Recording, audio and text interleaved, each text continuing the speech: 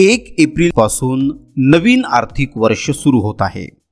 मग केंद्र सरकारने या नवीन आर्थिक वर्षात उज्ज्वला योजनेअंतर्गत आर्थिकदृष्ट्या दुर्बल महिलांना जी प्रति LPG सिलेंडर 300 रुपयांचे अनुदान दिले जाते ते अनुदान सुरू ठेवण्याचा निर्णय घेतल्यानंतर आता पुन्हा एकदा 8 मार्च 2024 रोजी महिला दिनानिमित्त केंद्र सरकारने पुन्हा एकदा सर्वसामान्य नागरिकांना खुशखबरीही दिली आहे। केंद्र सरकारने LPG सिलेंडरच्या किमती 100 रुपयांनी कमी करण्याचा निर्णय घेतला आहे।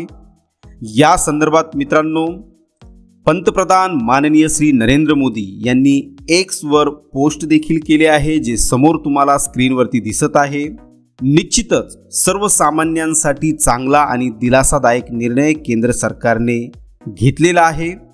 मग मित्रांनो, केंद्र सरकारने घेतलेला हा निर्णय तुम्हाला कसा वाटला? तुमचे वैयक्तिक मत नक्की काय आहे ते नक्कीच या व्हिडिओच्या खाली कमेंट बॉक्समध्ये नमूद करा।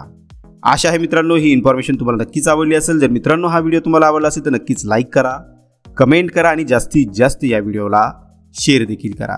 धन्यवाद।